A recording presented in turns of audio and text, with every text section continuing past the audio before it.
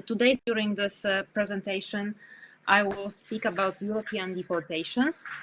And I would like to start this presentation with a vignette about a Polish deportation flight that started during the national lockdown, both here in the UK and in Poland. So on the 30th of April 2020, a special flight left the Stansted airport with 33 deportees on board and as many Home Office escorts. During this flight, it was impossible to keep the necessary social distance between the people, physical distance. The people who were on board weren't given the masks or gloves to protect their own security, in spite of the fact one of the detainees who were being deported as well was tested positive after showing COVID-19 symptoms. The others were not tested at all. The plane was headed to Warsaw, Poland, in spite of the fact that Warsaw and that the country, that Poland, was in a national lockdown with borders closed for 47 days at the time. Poland was preparing on the 30th of April. Poland was preparing for the 16th anniversary of the EU membership. However, this anniversary was going to be much quieter than in the previous years because the majority of populations were isolating in their houses. So the plane landed in Warsaw Airport. 5 of the deportees were detained by the police, and the remaining 27 were now free to go to their homes for 14 days obligatory quarantine, of course, if they had such a place that they could call home. This presentation is about the genealogy of this flight. So the flight is the event that will interest us here, but I want to show the context of what happened. In spite of the fact that now we are still in the transition period when the treatment of the EU citizens hasn't officially and formally changed, and it will change after the end of the transition period, but this is something that is still to come. So during this presentation, I will talk about the deportations of EU citizens from the pre-Brexit United Kingdom. So how big is the topic? How important is the topic that I would like to talk about today? This table shows the numbers of EU citizens who were deported from the United Kingdom between 2015 and 2020. And here, a disclaimer, we can talk about 2020 because these statistics are for years ending in March. So when we look at this table that I am showing you on the slide now, I would like to draw your attention to 2 things. First of all, that in the year of the referendum, the number of deportations of EU citizens grew almost 1/5. And the number of EU deportations reached the historic height in 2017. And in the later part of the presentation, I will explain why. So the second thing that I would like to draw your attention to is the percentage of EU citizens who make all enforced returns. So from all enforced returns, almost half are made by EU citizens. What are enforced returns? So when I am talking about deportation, I will talk about my definition of deportations in a bit. Here we have statistics for voluntary returns and enforced returns. So voluntary return is when an individual gets a letter from Home Office that they would like to remove them and decides to go by their own means. Whereas enforced returns, a good example is the special flight from the 30th of April. Who are those EU citizens who are being deported?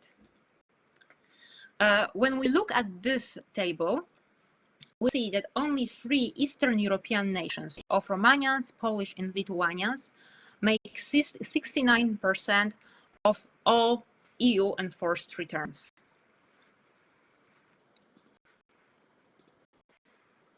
So with this presentation, I would like to contribute to the literature on the deportations from the United Kingdom, a well-developed body of literature. However, a majority of the publications on the topic are not about EU deportations, obviously because of the numbers. Majority of the deportees have been non-EU citizens.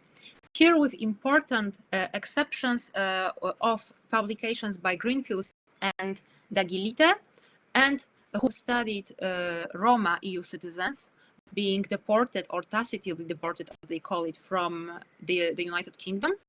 And another important exception are the publications by Agnieszka Radziwinowiczówna, who studied the topic of foreign national offenders deported from UK. So with this presentation, I will draw upon the literature that pinpoints to the importance of economic eligibility criteria in order to have access to the freedom of movement. The authors such as Barbulescu and Favel and other authors that I mentioned here on the slides explain that the access in many EU member states to the freedom of movement, but also access to other rights EU citizens should be given, has been limited recently. This presentation also draws upon the publications about EU exclusions and inequalities, and what authors call EU racism. So my theoretical framework also defines the topic, the research problem of this paper. But let's start with the deportation. I define deportation as involuntary state assisted departure from the territory of that state. For those of you who are very familiar with the topic, Home Office defines deportations only as expulsions of former convicts. My definition is more broad and, as I say, involve any involuntary state assisted departure. So in the language of Home Office, we're talking about both deportations in the strict sense of the word and administrative removals. I invite you to use this more comprehensive definition for the purpose of this presentation in order to see the broad aspect of the problem. And in the course of this presentation, I would like to reconstruct something that I call deportation regimes in plural, different than Diginova, who says about deportation regime in singular. So what do I mean by deportation regimes?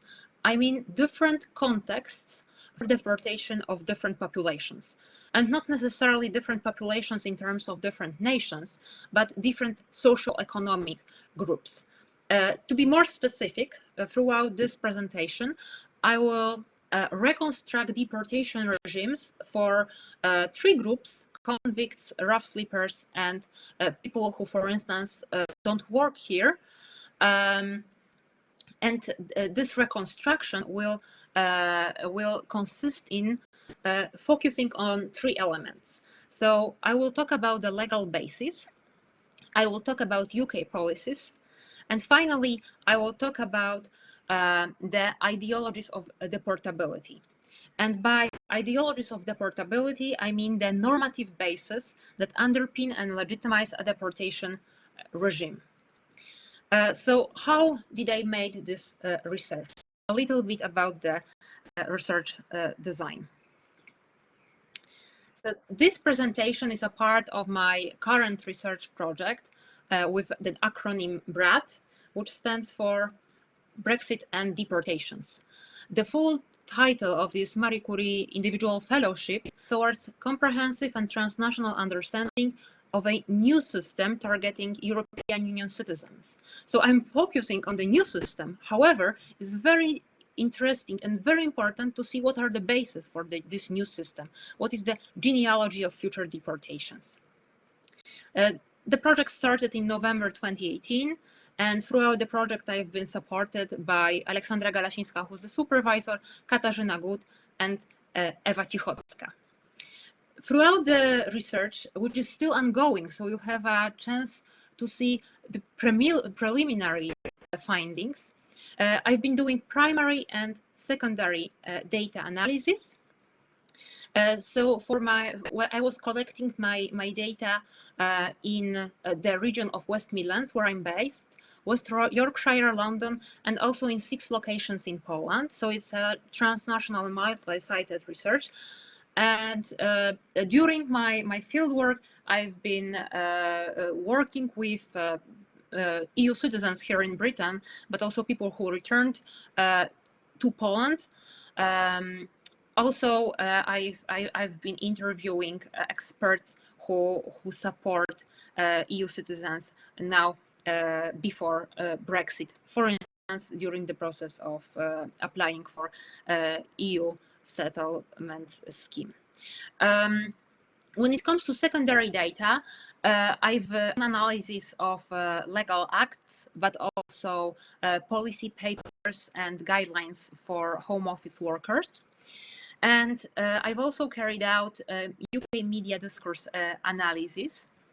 And for the purpose of this presentation, I will focus on one part of the discourse analysis, namely analysis of the discourse in UK pro-leaf press.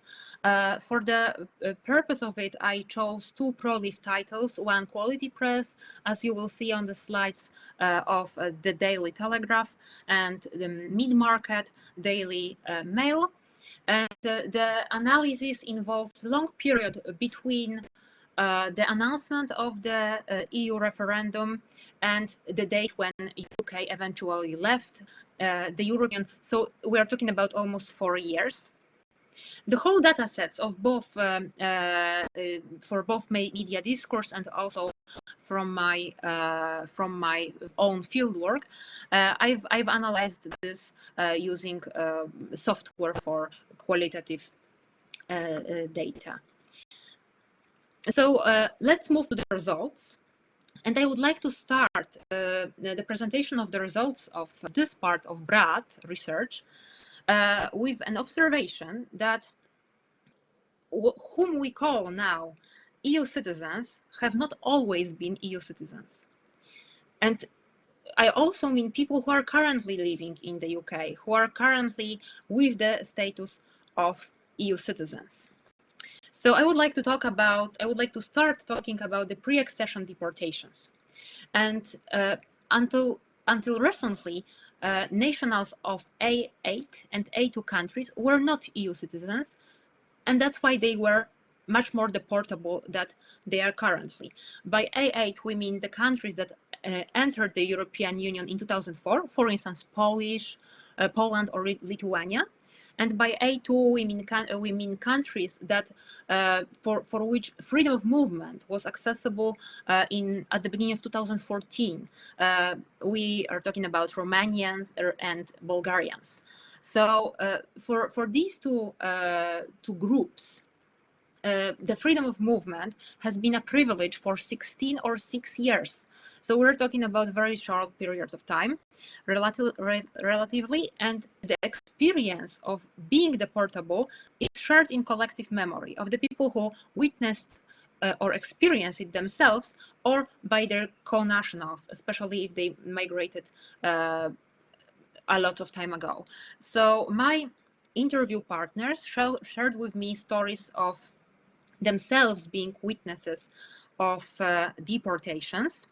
So for instance, Danuta told me about deportations that were taking place in her neighborhood in West London. And a friend of her from the same hometown in central part of Poland was deported.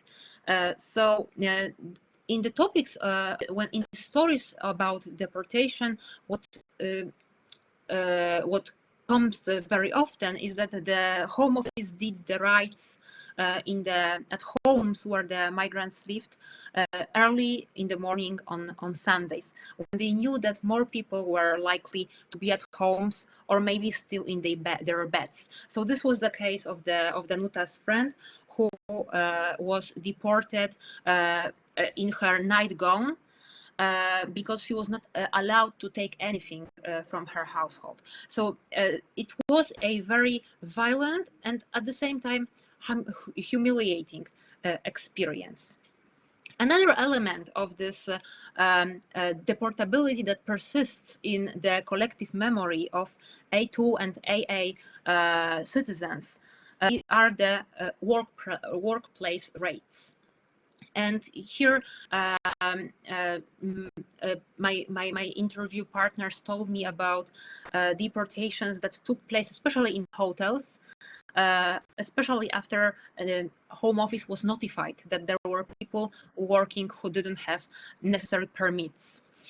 So, for instance, Mateusz, whom I quote here on the right-hand side, he told me that he was lucky not to be deported because he had his day off on the day when Home Office raided the hotel where he was working.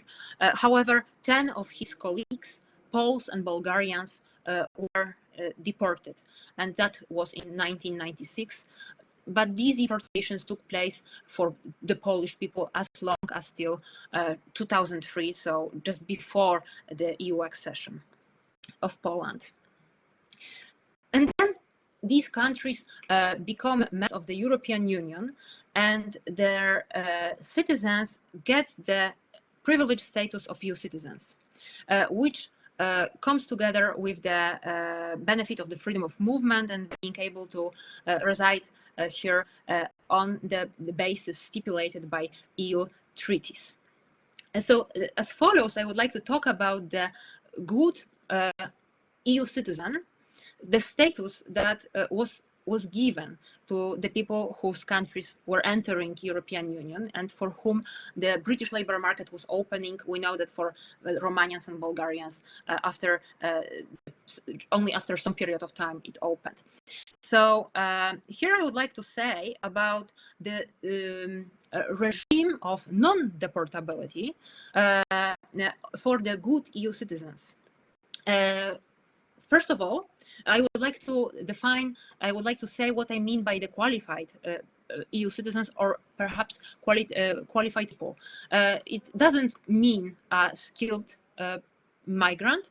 It is a legal term that a qualified person is a EU citizen who qualifies for the freedom of movement. And this upper bubble explains what are the conditions. So a qualified person is a person who either works, seeks for a job, studies, has sufficient resources, or is a family member of the above.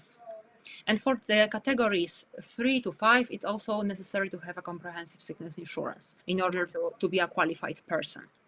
So this is what is stipulated by the EU law. And these people are not targeted with deportations in the UK.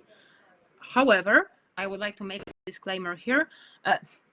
Until recently, some of them were targeted with deportation, and I will talk a little bit about the policies of targeting with deportation for rough sleeping. But in principle, currently, qualified persons shouldn't be targeted with deportations. And this regime of non-deportability is underpinned by the discourse of good migrant or the deserving. And this is something that has been developed in the literature. Here it's sufficient to say that it's also very developed in the UK, also pro-leave press. So here an example from Daily Mail shortly after the referendum. Daily Mail wrote, ever since the Brexit vote, there has been an argument about the future status of EU citizens currently living here. Clearly, it would be absurd and unfair to expel anyone who came here legally, is working, paying taxes, and making a contribution to society. So here we have the intensification strategy because of this use of two adjectives, absurd and unfair, to deport anybody who, and here the explanation, who is a good qualified EU citizen. And a good qualified EU citizen is the one who is defined by the golden thread of only three characteristics: to be working legally, to pay taxes and social security contribution, and generally to contribute to the society. So the good citizen is opposed to the deportable EU citizens. And the following part of the presentation, I would like to focus on three groups, starting with convicts. So according to the EU Citizens Directive 2004, even the qualified people can be deported if they pose a threat to public health, public security, and public policy. But it's important to mention that it's not only the people who have criminal record in Britain. There must be a forward-looking assessment made by the Home Office, according to which such a person, individual in question, keeps posing such a threat. Importantly, it applies both to people who have any kind of conviction in UK and overseas, even before coming to Britain.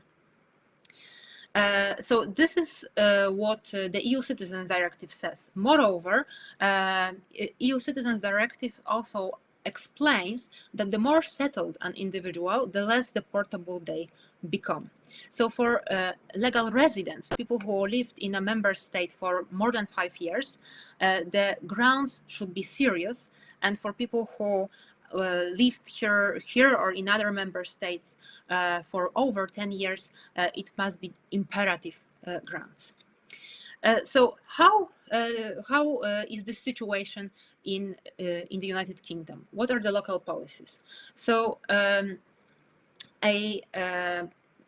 report by the European Parliament explains that none of the EU member states transposed all the freedoms correctly. And when it comes to the freedom of movement and the British case, United Kingdom was making it stricter and stricter for people who had any contact with the criminal justice system. And an example is that the sentencing threshold was removed in 2015, which means that it doesn't really matter how much time a person spent in jail, they can be considered for deportation. Moreover, there is no legal aid for people targeted with deportation. These policies are underpinned with very strong discourse that I call the vile Eastern European. And as follows, I would like to reconstruct this discourse of the vile Eastern European and the ideology of deportability that targets convicts as the deportees by default. So first of all, it's important to mention that, for instance, in the Daily Telegraph, what was important was the economic argument that the people who are having here their trials come from overseas. They're an unnecessary burden for the justice system, and when they are in jails and in prisons, they are also a burden for the taxpayers. So here a quote from a retiring judge who told Daily Telegraph, "The criminal justice system is becoming clogged up with trials of Eastern European criminals. It's commonplace in the court list to see more Polish names, Romanian names, Albanian names, Russian names." So here we have, first of all, dehumanization of the convicts who are told to be clogging up the system. And second, there is a mix of Eastern Europeans who have the EU citizen status and who don't. It's important to say that in March 2016, so shortly before the referendum, the pro-leave camp published a list of 50 convicts who crossed the UK borders and were in the UK, majority of them reoffended. So the list involved the names, nationalities, and description of the crimes committed. The list was an example of not being able to control the British borders and letting in people who are a threat to public security in Britain, and also an example of not being sovereign and able to deport them. So, for instance, by Bokas, who was trafficking drugs and selling drugs, was an example of one of the individuals that were on the list. The both titles that I analyzed never quoted the whole list, but just like 6 names or 10 names, but whenever it happened, the majority or vast majority of the mentioned names and description of committed crimes were of Eastern Europeans. So the press is clear. As we are not able to control our borders and we are letting in the criminals, what is necessary is to exit the European Union and be able to deport them in order to protect the public security. So here we have a very interesting mechanism of mobilizing moral panics, something that is common for the society, that is being translated to a much more abstract problem of sovereignty. And it helps, obviously, it helps to serve the pro-leave camp, to convince the people to leave the European Union. But it's also important to mention that this list of 50 dangerous criminals had a long life and appeared as long as till December 2019, just before the general elections. And it not only served to mobilize the right-leaning electorate, but also to structure the future ideologies of deportability and to name who will be the deportee by default as soon as we will be able to control our borders. Speaking about the vile Eastern European, it's also very important to mention that this representational pattern of the Eastern European identifies that there is a kind of innate criminality that the Eastern European have. So we are we are here facing a othering and orientalizing discourse, intra-European orientalizing discourse, we can say. And what are the facts? What are the practices regarding the foreign convicts coming from other EU states? So first of all, it's not only serious criminals who are being deported. On the contrary, oftentimes those are people who have minor offenses or offenses with short terms. So going back to the deportation flight that I started with, one of the person who were deported on the 30th of April was a woman who spent 6 months in jail and who left behind her 11-year-old child. So even deportation is not doing harm to the family life of this individuals oftentimes. So when it comes to the use of early release scheme, I've been told about my expert interviewees that oftentimes the prison staff give the prisoners the papers to sign about the early release scheme, explaining to them that they will be able to re-enter UK as soon as they can, really, to be more explicit, that they won't be given the re-entry bars, which is not true. So here we are. So here we are talking about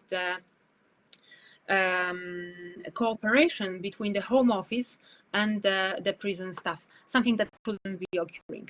And there is another things that contribute to the deportability of Eastern Europeans, that are the language skills, and also the importance of having a legal representative who, for instance, can explain that early release will end up in re-entry bars. What is the consequence? The consequence is that people coming from the poorer EU countries, such as Romanians, the Polish and Lithuanians, make up the majority of the deportees. So they are 70% of all enforced returns and only 40% of all EU citizens in the UK. So here we see this overrepresentation of Eastern Europeans. Now I would like to move to another population that I would like to analyze as a particularly deportable population who are rough sleepers.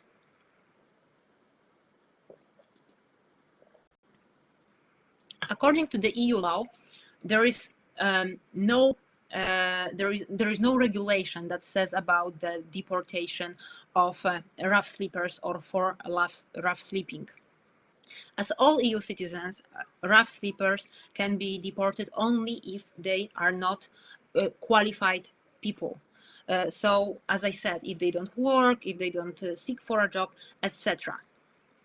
However, the UK policy was different.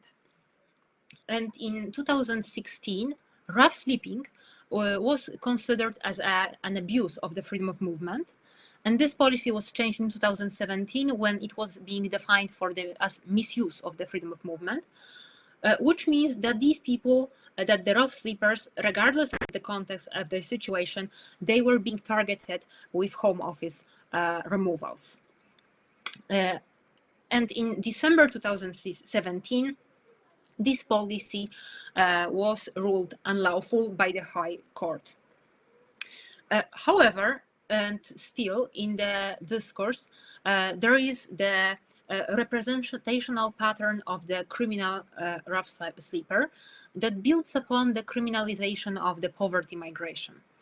And also after the 2017 ruling of the High Court, there was a heavy criticism of this decision. And here a couple of examples. So let's start with an example from a columnist of Daily Mail who, before the referendum, wrote that many of Romanians, quote, have merely transferred their charming Transylvanian culture of criminality to the streets of our cities, sleeping rough, specializing in aggressive begging, pickpocketing, and cash point robbery. So here we have, first of all, we have this, again, the othering practice of attributing innate criminality, in this case to Romanians. And second, the problem of securitization of rough sleepers, showing them as a security problem. After the decision of the High Court, the press, especially the right-leaning press, was critical of the decision, describing it as a betrayal. Betrayal because, first of all, the rough sleepers were being presented as a security problem to public security, and the second, because people who were unlawfully detained and deported now had the right to claim compensation. And the press explained that it will be the courtesy of the mug British taxpayer. So here again we have this narrative that it's only the British who pay taxes here. And how is the practical side of these deportations? So they started as early as in 2010 with a secretive operation ARC of the Home Office that involved the London Borough of Westminster. The second operation happened in 2015, also in Westminster, and ended up in deportation of 127 rough sleepers. And in 2016, May, the policy of deporting for rough sleeping became nationwide. And the Home Office is not transparent about the reasons for deportation, so we cannot break down the statistics that I showed you before. However, we can consult the press, and the press, according to the press, when this policy became nationwide, there were about 1,000 rough sleepers who were deported. And that partly explains the peak of EU deportations between 2016 and 2017.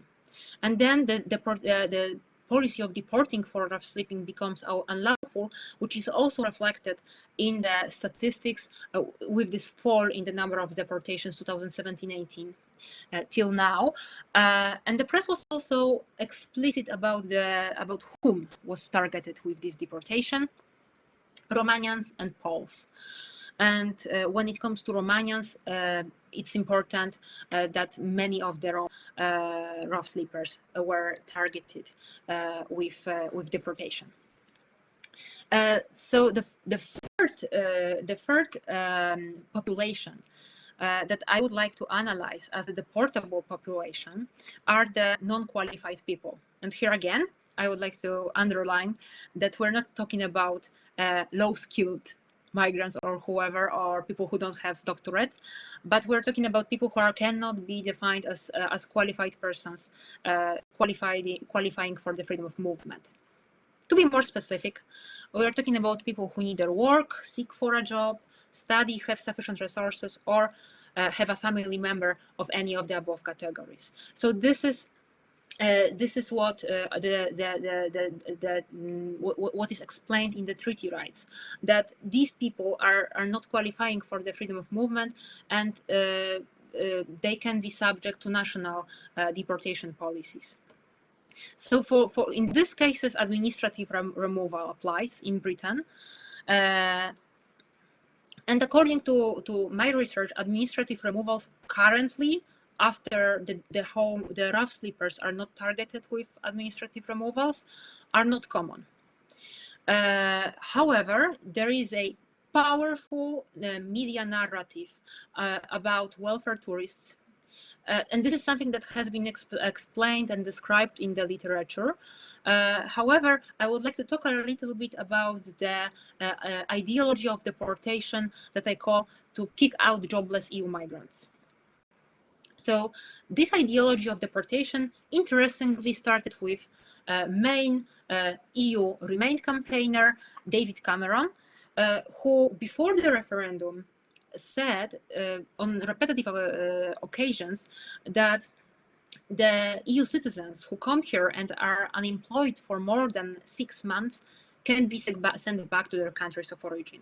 And it was an easy prey for the pro-leave camp that was explaining that it's not true, that nobody was deported with this policy.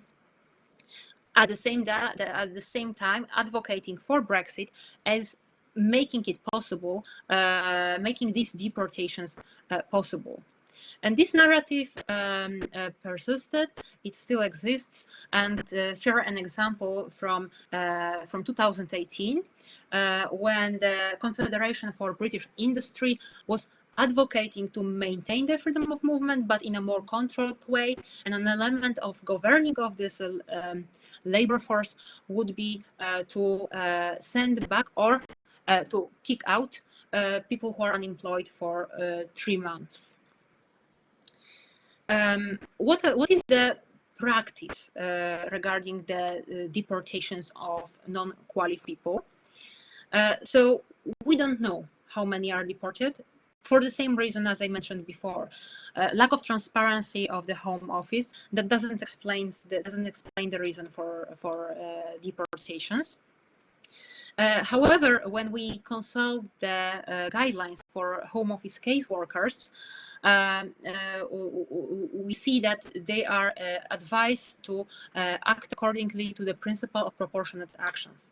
And there is an example that there is an example of a case of a woman who has a child in school here, who studies here, but doesn't pay comprehensive sickness insurance, and Home Office explains to the case workers that it's not enough to deport such a EU citizen.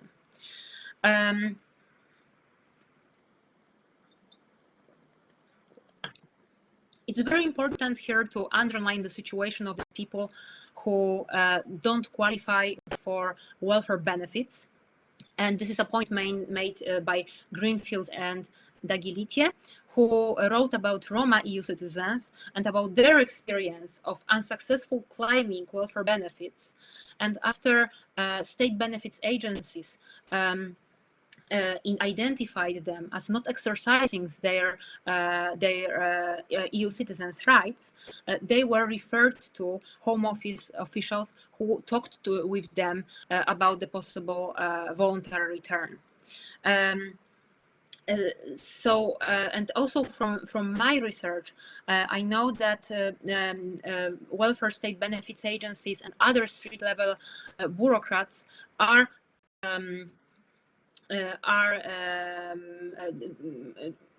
performing everyday bordering, especially talking to the people in this kind of situation of not qualifying for welfare state benefits to consider returns. And I'm happy to talk about this more maybe during the discussion. But now I would like to move to conclusions. And I would like to divide my conclusions to 3 parts. And the first part will be about EU deportations before Brexit. The second will be about the role of Eastern Europeans in these deportations. And finally, the second one is to think about the future and what will happen after the end of the transition period. So let's start with this general conclusion about EU deportations before Brexit. So as I tried to explain in this paper, in this presentation, sorry, they started before Brexit happened, a lot of time before, actually, even before the referendum. So the control has been already taken. The question is, what for Brexit? The other element is the role of the referendum, because it seems that there is a dialectical relationship between EU deportations and the referendum.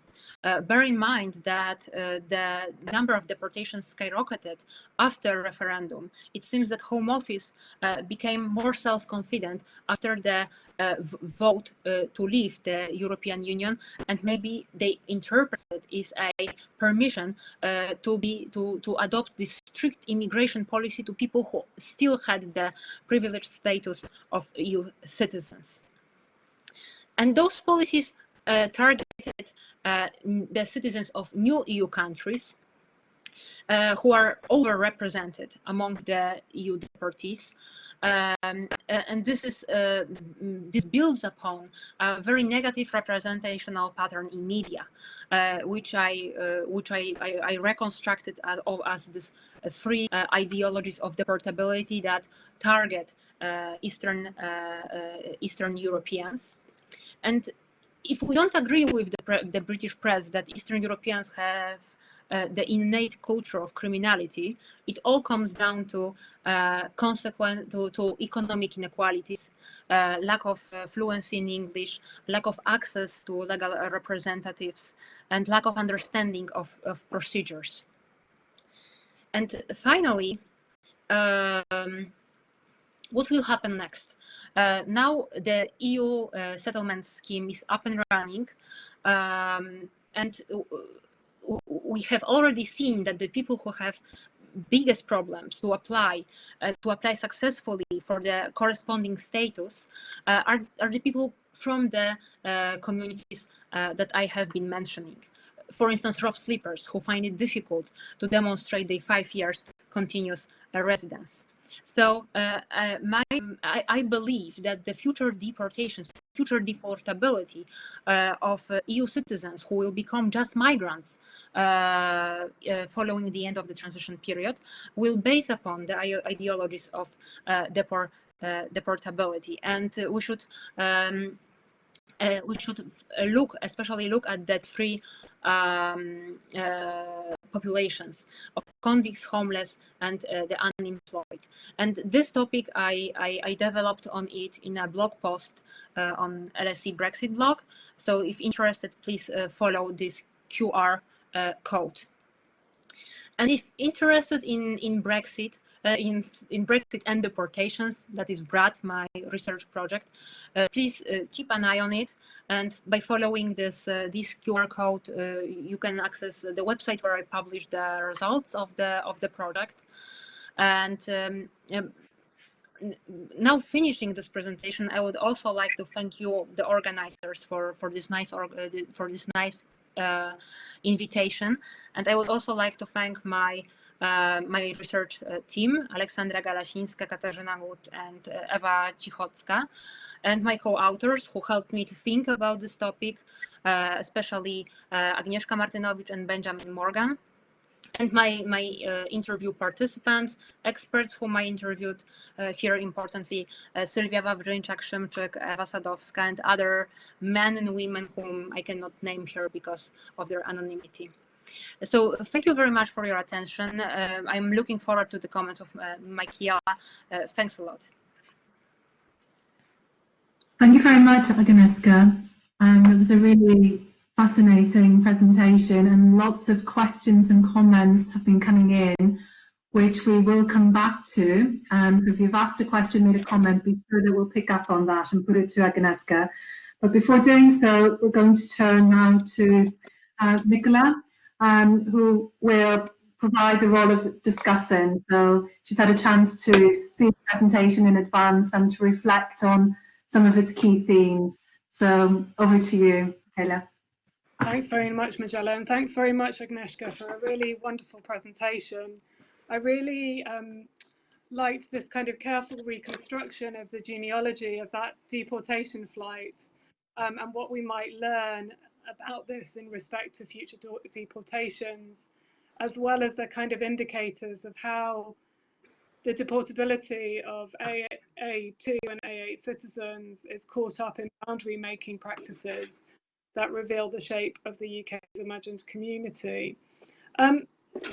What I think a really clear takeaway from this presentation is the work that Agnieszka has done to make visible through her documentation and through bearing witness to the increased volume of EU enforced returns from the UK. And I think it's really important that we focus on who is remade as deportable in these times, or who is remade as a migrant, in that kind of political rhetoric of who is a migrant. I think this work is really vital in bearing witness to a lesser known dimension of the UK's hostile environment and the extension of its tentacles into an increasing number of lives, and its continuation seemingly unabated through the pandemic. And I want to be really clear here. What we see when we start to look at the case of what's happening to citizens in the UK is a thinly veiled, state-driven levelling down of rights under the guise of ensuring equal treatment. And I think that this has to be our starting point when thinking about Brexit and its intersections with the hostile environment. I want to focus on two observations in the remaining time I have. I want to focus on how this work makes visible inequalities within the intra-EU mobility regime that might have previously escaped notice. And I want to talk about the importance of thinking about how this is shaped by and interplays with the broader context of the hostile environment. There's one question that I want to leave open that perhaps some of those attending might like to pick up, which is a concern I have about how, as migration scholars from more sociological traditions, we can work with critical legal scholarship in these areas, including the work that legal scholars do on the distance between principle and practice, and the prefiguration of future practices, for example, in migration law, so that the government we increasingly see, and we're making visible, and Agnieszka's work shows this, are acting as though future frameworks are already in place. So they prefigure their understandings of what they want to do. And in that process, they actually make them, they constitute those as the grounds for action. So I'm going to go back to this question of unequal intra-EU mobilities. I really welcome the focus on the practices through which some EU citizens were boarded before Brexit and since.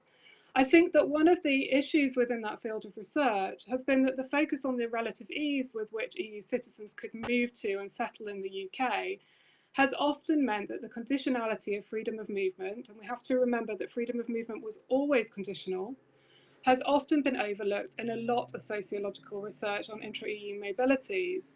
Although I would say that it's important there to turn to that legal scholarship, which has really carefully documented over a long period of time leading up to the referendum, so before the referendum, exactly how fractured that experience was along different lines. So Charlotte O'Brien's work is particularly good in this area.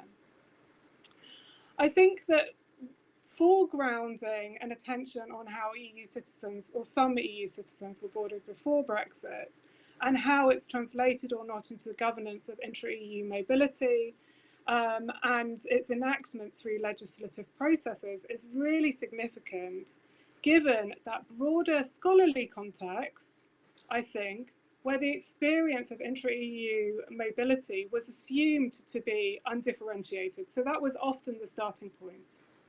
And I think we really need to turn attention to that. So simply, the inequalities within the population of EU citizens, whether due to the unequal position of different member states within the EU project, or due to intersectional inequalities, including, among others, gender, race, disability, age, and class, have often been overlooked. And where Agnieszka's work contributes here is in foregrounding and understanding of the rhetorical and discursive registers which support a classificatory logic distinguishing between the deserving and undeserving European, in her case drawn along lines of presumed criminality. This makes visible who can be considered as on par with British citizens within this system of quasi-citizenship and deserving of access to equal rights, and who is recast as a migrant, denied access to these rights, and sometimes recourse to public support, while also being made deportable. And this provides a link to my second observation about where this work sits in the context of the UK's hostile environment. More classically, the case of EU citizens living in the UK has been examined as a case apart from broader questions of migration, citizenship, and belonging, precisely because of their presumed exemption from immigration control, or their exemption from immigration control as laid out in law. As the UK exits the EU, as Louise Ryan and Emmett Errol have argued, EU citizens and third country nationals will be repositioned within shifting hierarchies of belonging. And I think Agnieszka's work already shows us how that's been happening even before Britain left the European Union. As scholars, we need to pay very careful attention to these repositionings, and importantly, how they interplay with existing inequalities and generate new vulnerabilities. I think that we also need to be aware of how Brexit sits within the context of the UK's hostile environment, and how EU citizens and their rights are variously caught up within this. Urgent research critiquing the hostile environment has understandably turned to looking at its impact on those populations most vulnerable to the policies, so those subject to immigration control and those deprived of citizenship rights and deported, for example, through the Windrush deportation scandal. But there's also a longer tail to the hostile environment that bolsters and supports the key narratives at the heart of the political rhetoric and policy framing. It's often less reported and for the large part appears to have escaped scholarly attention. But there is a clear trace of the tropes used to demonise migrants as undeserving being echoed in political and media discourse focused on EU citizens. And this started, I'd say, I mean, Agnieszka's highlighted how it was mobilised through the referendum. But if you go back even further, so if you go back to when the coalition government came in, you start to see this steady drip of these tropes being used to talk about Southern Europeans potentially inundating the UK because they were going to, as they tried to escape their own debt-ridden countries. So you can see there is a longer history to using this rhetoric to talk about EU citizens. But of course, as Agnieszka's work makes visible, Eastern Europeans loom large within these discursive constructions, with devastating consequences on individual lives, from xenophobia to deportation. And while the majority of EU citizens may have until now escaped the technologies of the UK's migration control, for some of them it's clear that their marine passports offered no such security. And this is where turning attention to how the hostile environment embraces a broader constituency is really important. Mm-hmm. I should stress that work on everyday bordering does alert us to this. So, for example, Georgie Wemyss and Catherine Cassidy, writing in 2017, drew attention to the case of the Roma in the UK, highlighting how these EU citizens found their rights to freedom of movement curtailed, found themselves subject to deportation, and experienced discrimination in their access to employment, housing and welfare. And again, in legal scholarship, such as in the work of Adrian Young, who I've noticed is here today, and Charlotte O'Brien, you can see how the enactment of FOM, of freedom of movement through law, makes clear those inequalities. Indeed, in the broader agenda, foregrounding bordering as a conceptual framework by Neera Yuval-Davis and her colleagues, bordering is every day, impacting on the lives of citizens and non-citizens alike. And importantly, they document there that its impacts on EU citizens in the UK was deepening. So we know that this was happening even leading up to the referendum. So I think, in conclusion, I think that Agnieszka's work on deportations in rhetoric, discourse and practice, and work that she shared with me that she hasn't shared today on the EU settlement scheme, starts to make visible how the bordering of some Europeans was caught up in the production of the political arguments for Brexit, but also the prefiguring of a future political project of belonging in Britain, in post-Brexit Britain, while also being attentive to and sensitive to the everyday consequences of this project for these mobile citizens. So my closing point before I ask Agnieszka a couple of questions is that we really do need to think about who is bordered within this. This will not be uniformly experienced, as Agnieszka's work has already demonstrated. Mm-hmm. So the question that this leaves me with is who is made deportable through Brexit? So in turning to you, Agnieszka, I wanted to ask you a little bit to reflect perhaps on this question of how the recasting of some EU citizens as deportable is caught up in a broader political project of belonging that's signalled by the hostile environment. And I think it's kind of latent in your work, but I was wondering what recognising this kind of positioning within that broader context can do to help us understand the kind of contours of Britishness and belonging that we're seeing as emerging. Mm-hmm. Michaela, thank you very much for your comments. They're really useful and definitely define my research and my attempts in a broader literature. So I really appreciate it, and I would also like to make a referral to this at what you said before asking the question, that bordering is every day, and this is something that I wasn't able to develop on during the presentation, but the Eastern Europeans, especially when they try to access welfare benefits, they have been experiencing this bordering very tough on their own skins as long ago, and it dates back to 2015, really, when I try to think about the data from my research project. And it was not only symbolic exclusion as non-members or as non-Europeans.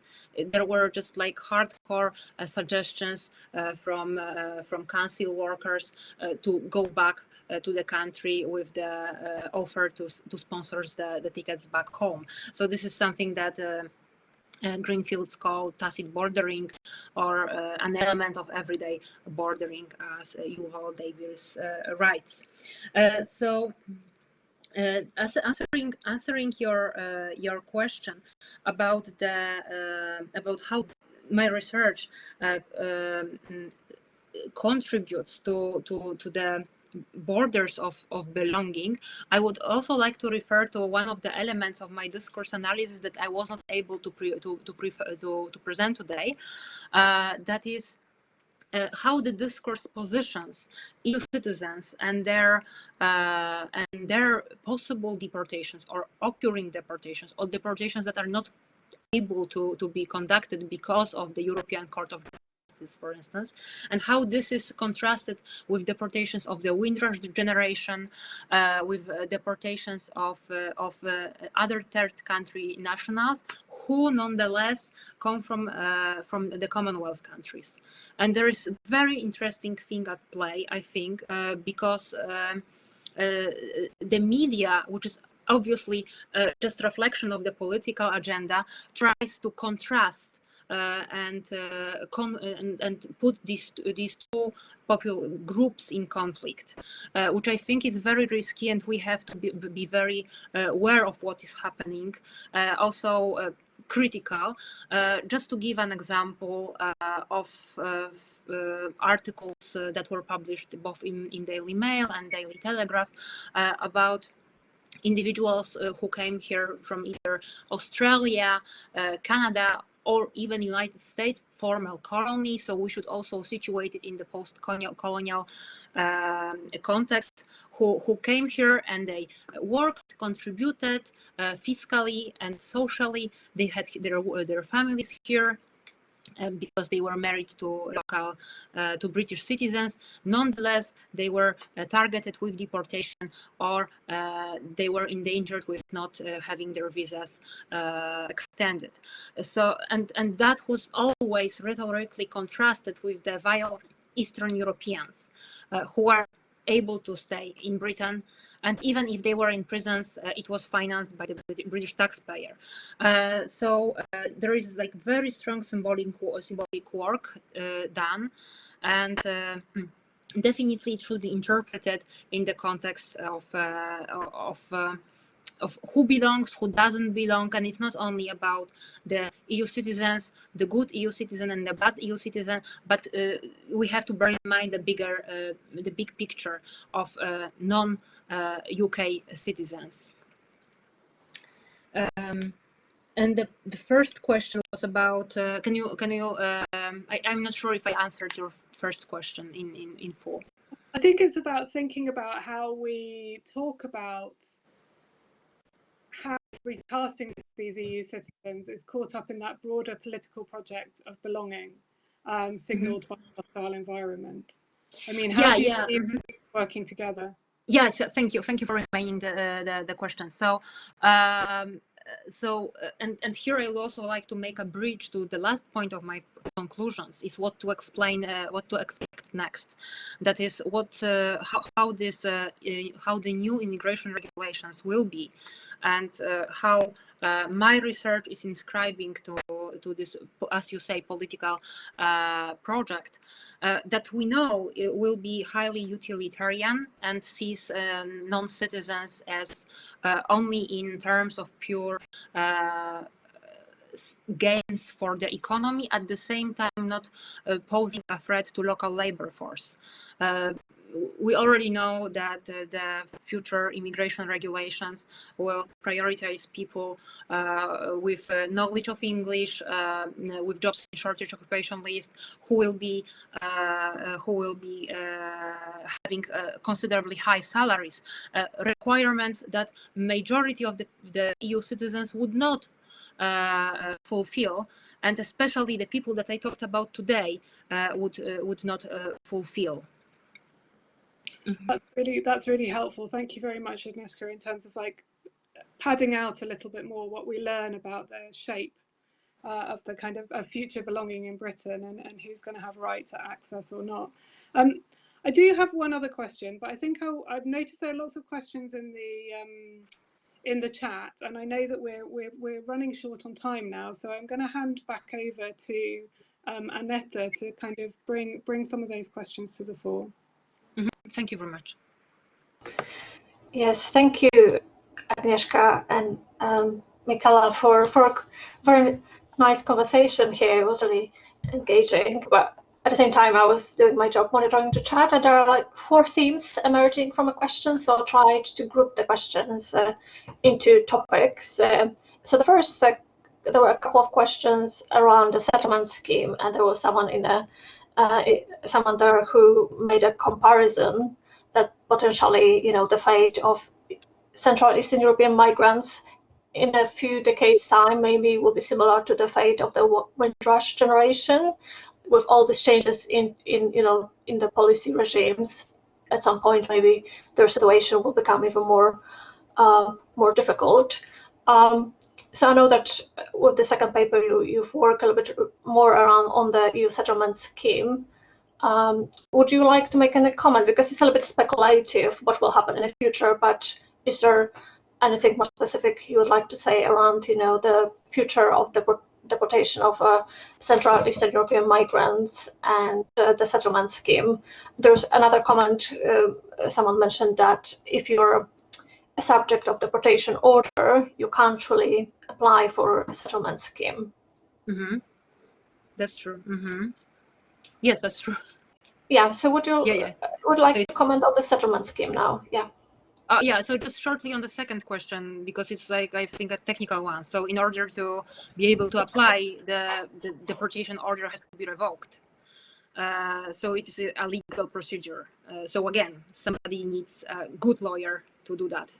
And it as always, it obviously it depends on the situation of such a person and possible convictions, but criminal convictions, but also important whether an individual has resources to hire a good lawyer, and only then they can apply under EUSS. Yeah, so thank you very much for the question about EUSS. I didn't develop on it on purpose because the topic, I decided to speak about the genealogy of the deportation flight, what has been happening till now. But obviously, it's important for EUSS and for the future status of EU citizens in Britain who wish to remain in Britain after the end of the transition period. So and we don't really need a crystal ball to say what will happen, because we are already seeing what is happening, not in terms of deportations, but in terms of applications for EUSS. And how this European Union settlement scheme is designed, it very much, I think, reflects these ideologies of deservingness and undeservingness, the good European and bad European. So just to cut the long story short, because I guess that maybe not everybody who is listening is very familiar with EUSS, applying, you can get one of two statuses: pre-settled status or settled status. And settled status is indefinite leave to remain or indefinite leave to enter, which gives the entitlements to stay indefinitely in the UK unless a person leaves the UK territory for more than 5 years. So this settled status is definitely better. However, to it, one has to demonstrate 5 years continuous residence. And we have seen, and the EU advisors, especially those who support vulnerable communities, have seen that people who are in the situation of vulnerability, many of them coming from of the 3 populations that I analyzed earlier today, those are the people who have more problems to demonstrate their 5-year continuous residence, in spite of having lived here for longer periods of time. So the by default token of residence is the national insurance number, which shows the contributions to the fiscal system. So obviously the good migrant who has worked continuously in Britain is likely not to have provide documentation. Nonetheless, I know that there are people who were in such a situation that Home Office asked them to provide more situations, and there is an interesting blog post on my website by Katarzyna Gut on her own experience, which was especially this situation of having worked for years and nonetheless having to provide more documents to the Home Office. So we already see that people who can be bordered as non-deserving to stay in the UK after Brexit have faced particular problems to get the more privileged settled status. We already know as well that till May 2020, 900 people were refused settle in settled or pre-settled status on grounds of eligibility.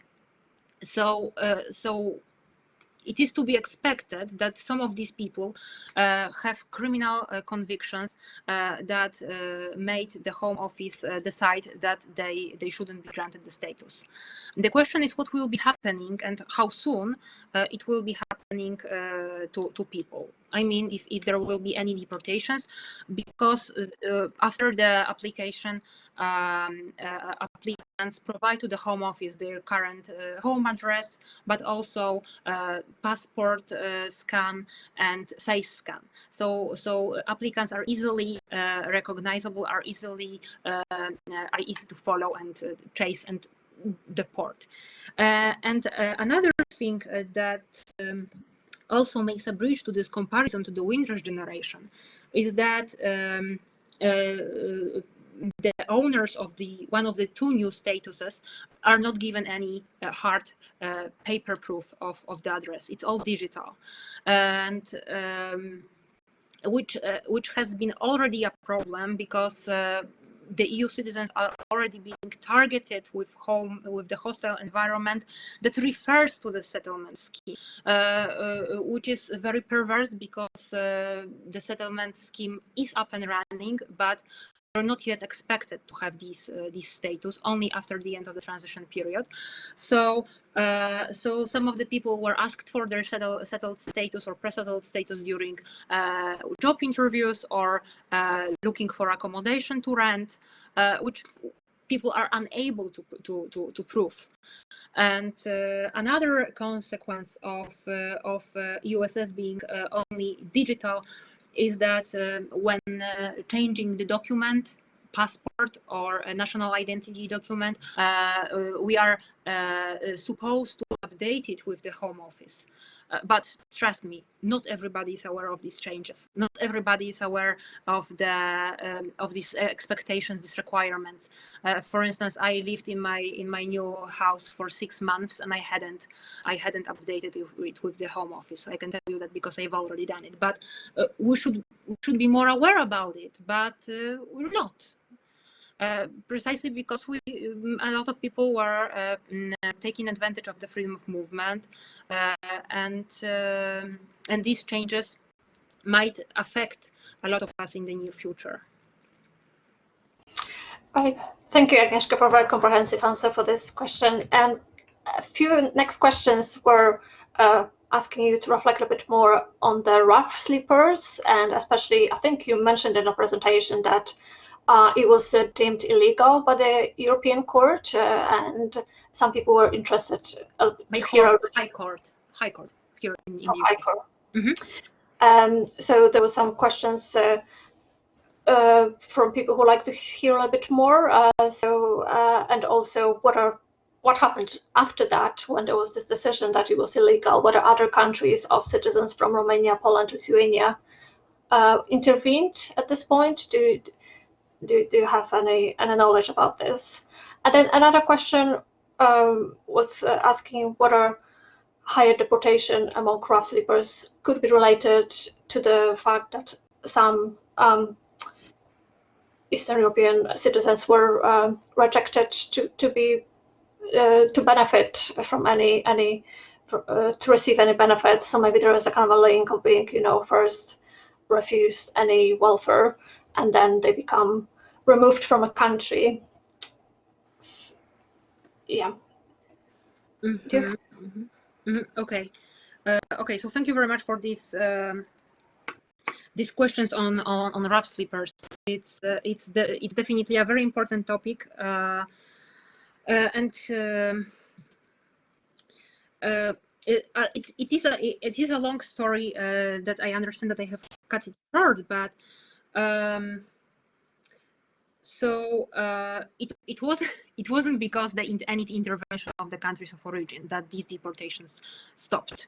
And let's be clear about it. It's about it's just because of the individuals who were unlawfully deported and the huge support that they received from charities and individuals here in Britain who dedicated their time to research these deportations and to take the case to the court. And after the trials, after the high court case, it was deemed unlawful to deport for rough sleeping, which doesn't mean obviously that people sleeping rough cannot be administratively removed because they don't work and don't exercise their freedom of movement otherwise. So so that's important, and I think this question, and thank you very much for this, it also makes us aware that the countries of origin, European Union countries of origin of people who are here targeted, are not doing a great job for a series of different reasons, but also because there haven't been intervening. We can also see it during the EUSS applications. I've been told by people working with the Roma people that one of the countries of origin doesn't help to issue identity documents to the people willing to apply for the new status. Those obviously, to apply for a passport through the consulate, it is expensive. It entails far and also travels. So countries of origin, taking into account the vulnerability of their citizens, should definitely do more, not only to prevent their deportations, but also to facilitate their life in the UK and help them to remain in the UK if this is what they wish.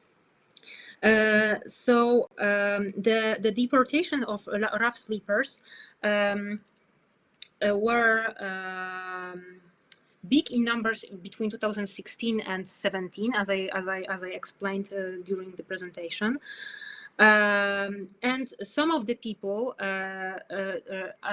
who were exercising their freedoms of movement sued the Home Office for unlawful detention and deportation. And that was another reason to stop this policy, because of the high costs related to the compensations.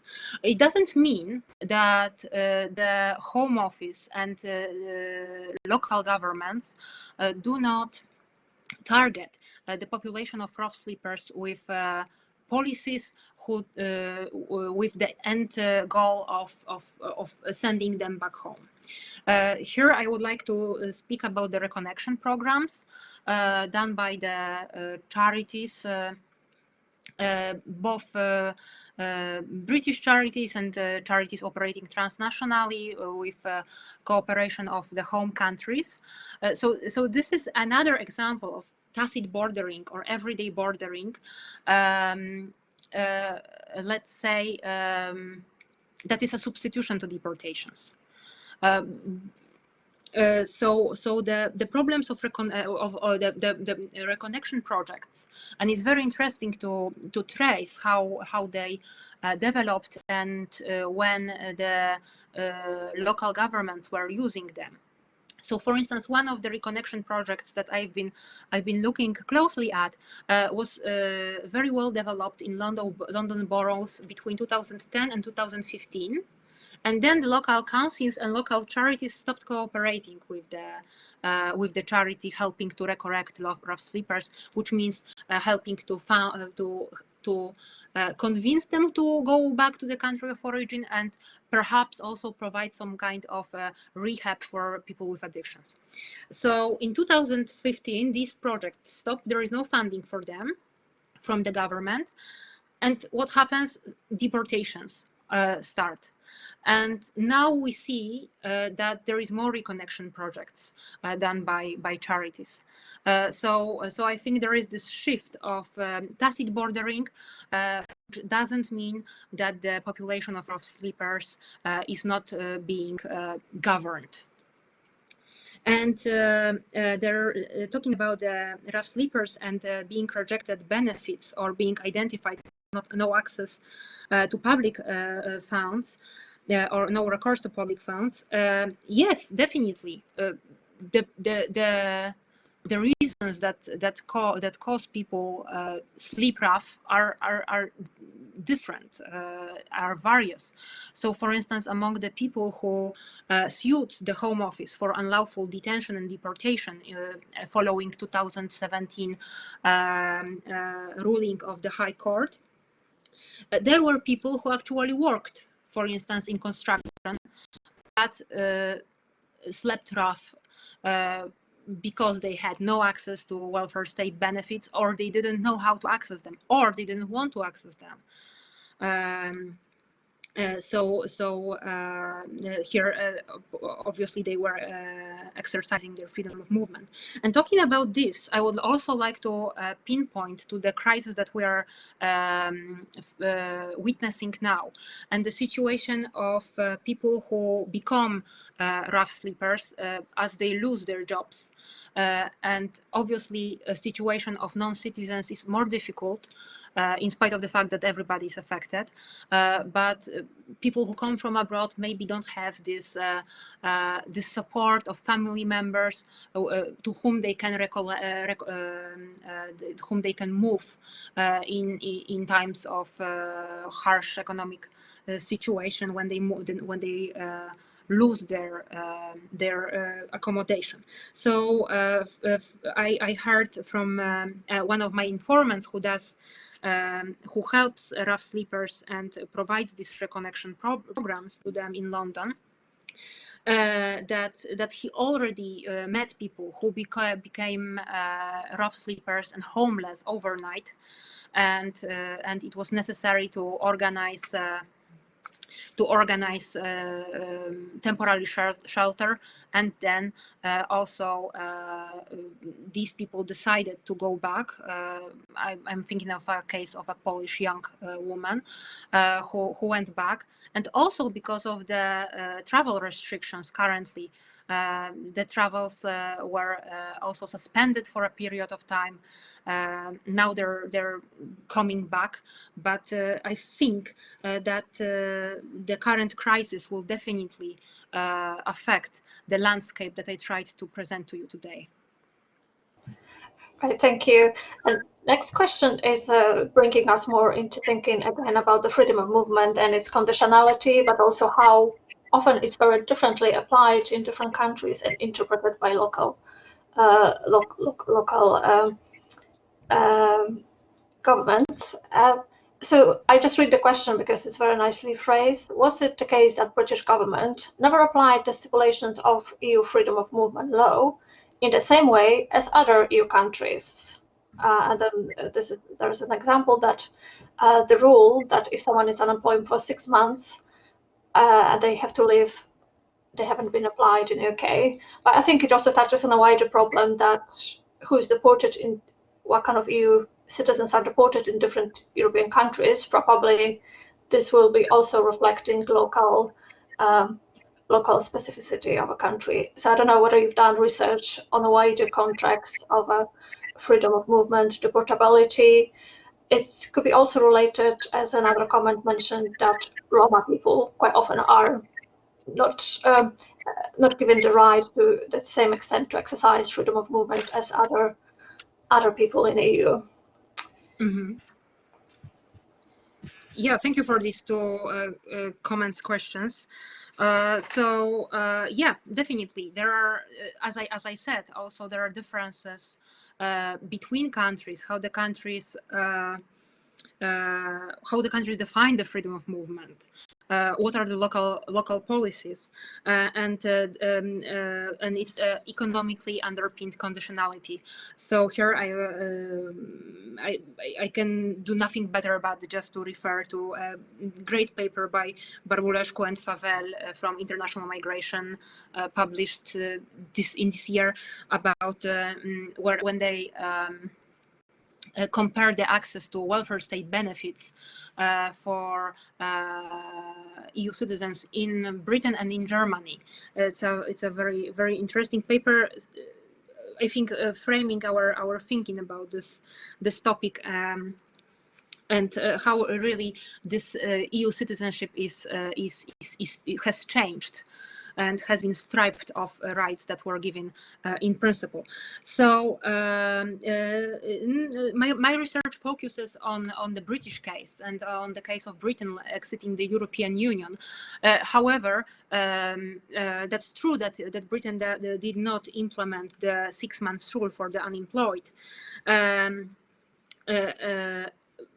But talking about different policies, none of the countries introduced a defined policy of deporting rough sleepers. So definitely a comparative study would be fascinating. Roma people and the policing and securitization of Roma people. It's very, very important that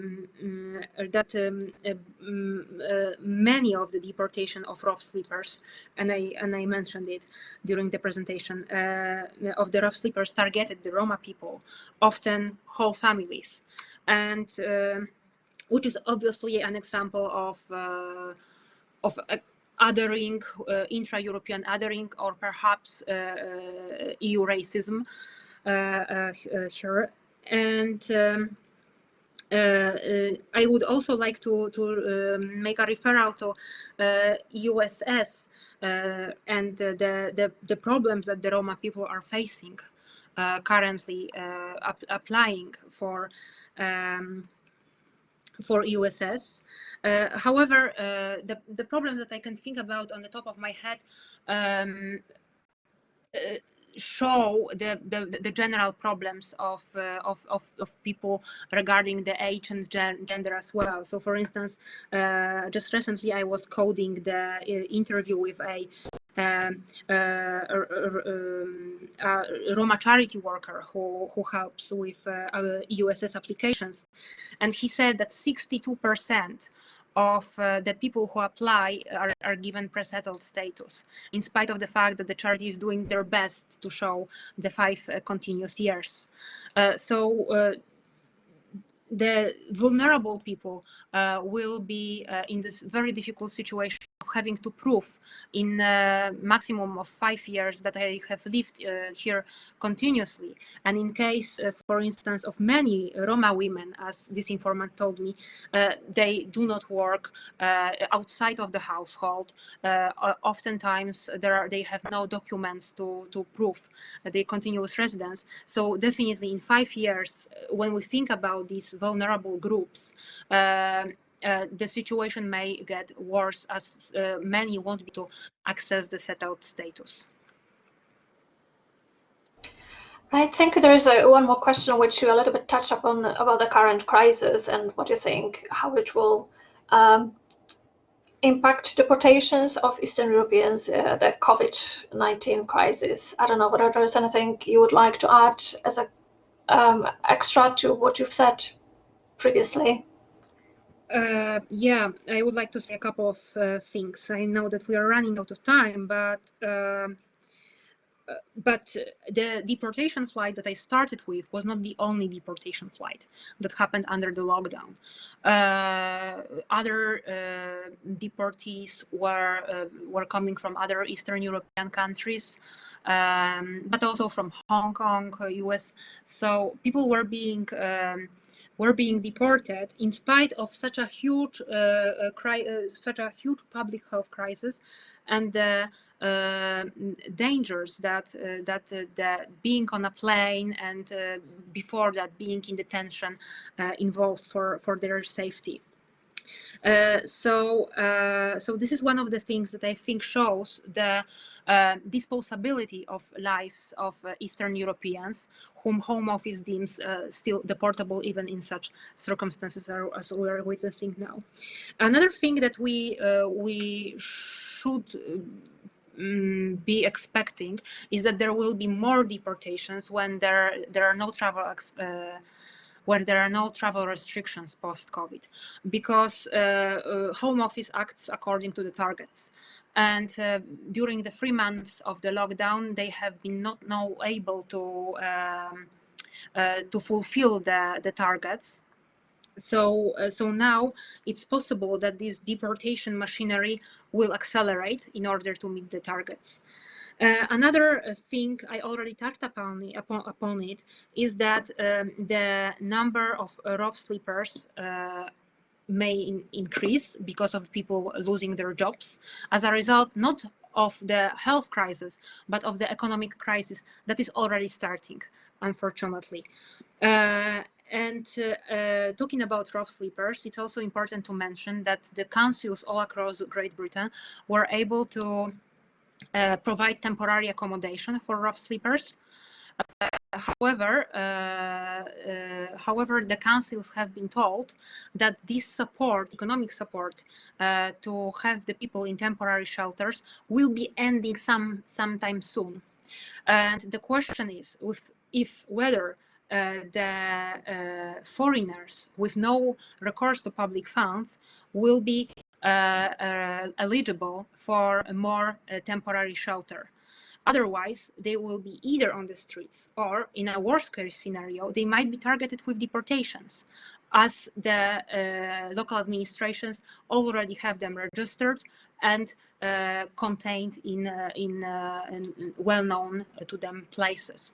And already there was a declaration for from the Minister of Housing and Rough Sleepers, is that the name of the function, that they are not able, if the rough sleepers coming from other countries are not able to find accommodation themselves, they may need to consider voluntary return. So it's definitely a very worrying declaration.